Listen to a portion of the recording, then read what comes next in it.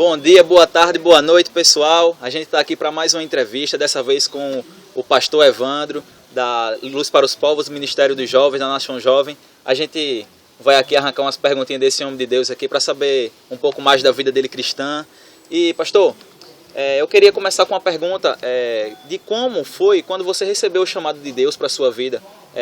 Descreva o momento exato, como foi que aconteceu. Bem, eu me lembro que eu estava no monte, um dia orando, e estava toda a nossa igreja reunia uma vez por semana, ou então às vezes todos os dias a gente ia orar junto.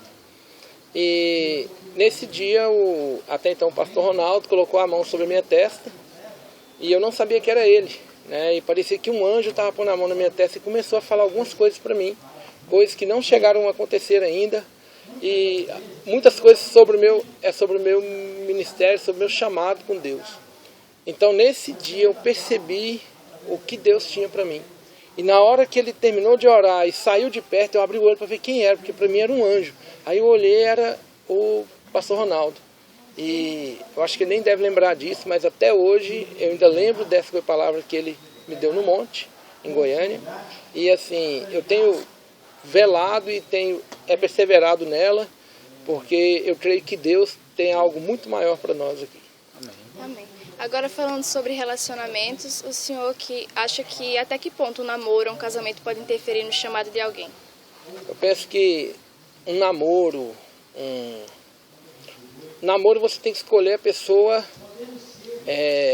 que não vai desistir junto com você. Porque eu já vi relacionamentos que as pessoas, em vez de um somar com o outro, elas fazem mais ajudar o outro a desanimar. E eu vejo que um casal, quando você vai escolher alguém para ser a pessoa para relacionar o resto da sua vida, esta pessoa, ela tem que ser a direção de Deus.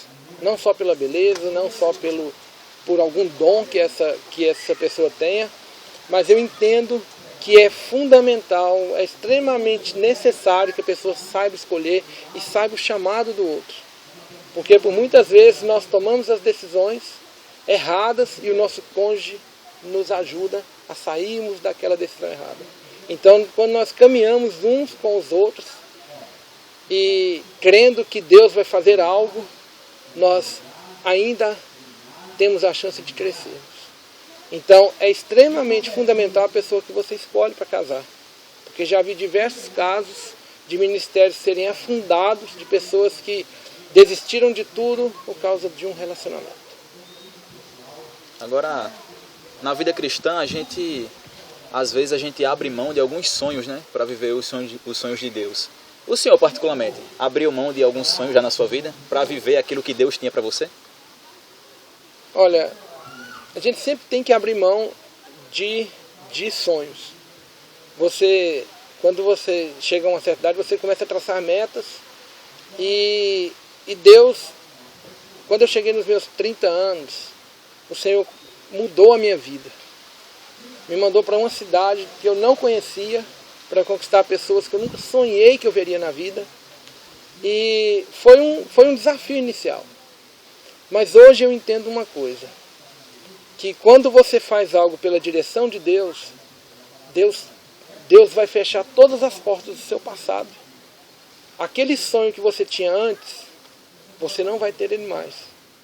Por quê? Porque o Senhor vai mudar o seu foco e todas as portas do seu passado se fecham. Então eu percebo hoje que o Senhor tem o meu sonho para hoje. Eu tracei metas, tracei sonhos para a minha vida, mas eu prefiro muito mais viver o sonho de Deus aonde Ele está com a mão. É muito mais fácil nós vivermos na presença de Deus, nas mãos de Deus, do que pelas nossas próprias mãos.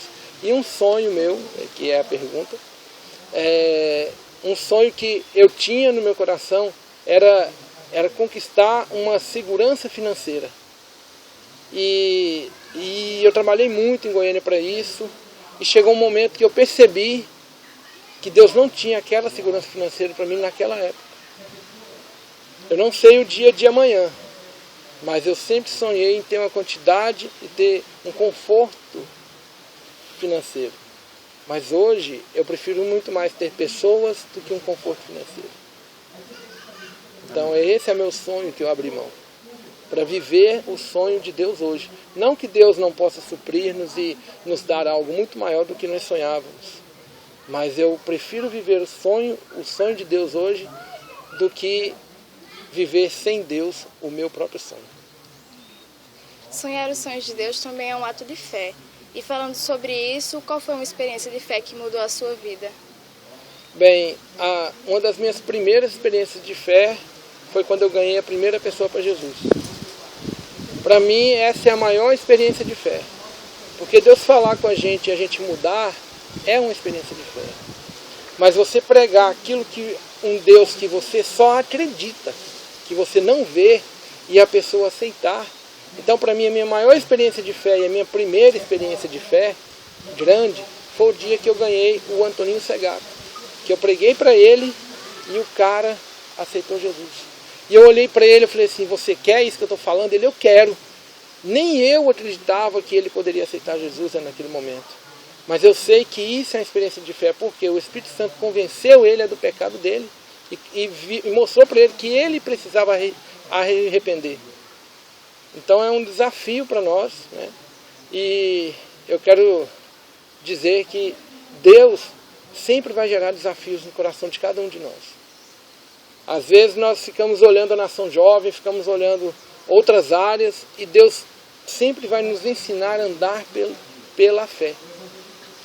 E essa fé que motiva milhares de pessoas hoje a buscarmos a presença de Deus e a relacionarmos com Deus para mudarmos as nossas vidas. Amém? Amém. Amém, pessoal. Esse foi o pastor Evandro, líder da Nação Jovem.